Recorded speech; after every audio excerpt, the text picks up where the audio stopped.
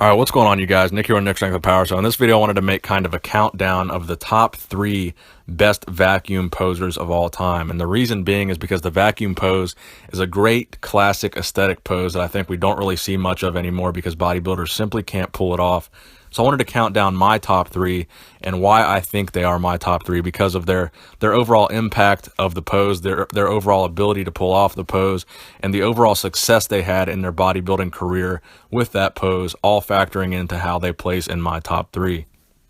So in third place, I have Steve Reeves. Now, Steve Reeves was a bodybuilder who primarily competed in the 1940s. I've done another video on Steve separately giving him his own biography.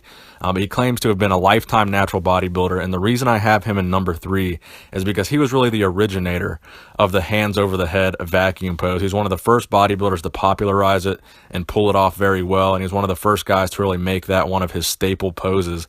So for that reason, I have him in 3 because he is so iconic.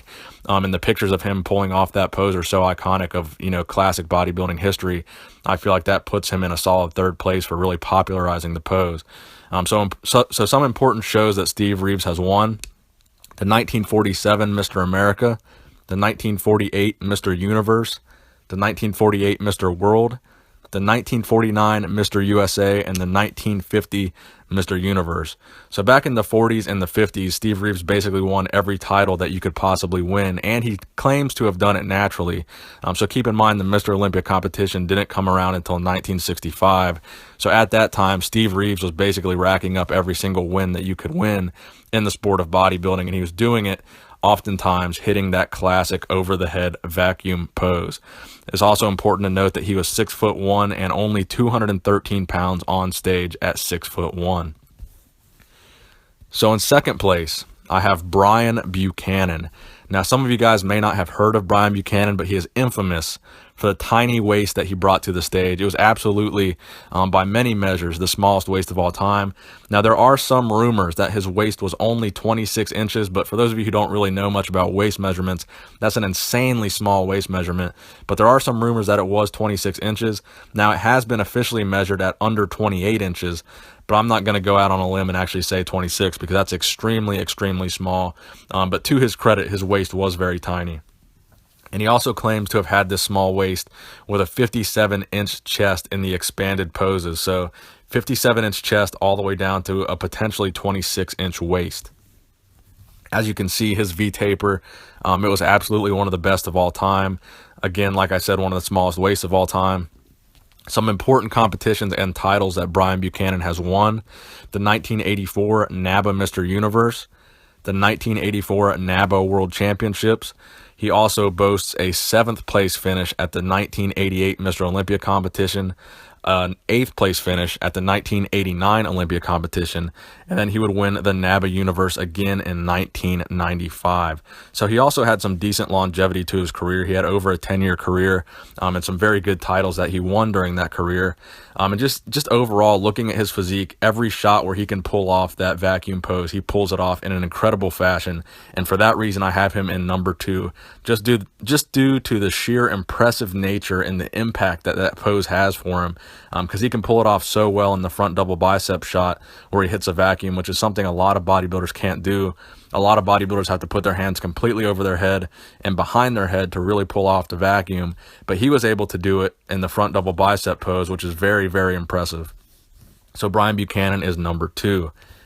So in that number 1 spot, I have Frank Zane. Now, the reason I have Frank Zane in number 1 is because he was the most successful bodybuilder to pull off the vacuum pose, as well as possibly the most iconic bodybuilder to pull off the vacuum pose. He was famous for his vacuum pose.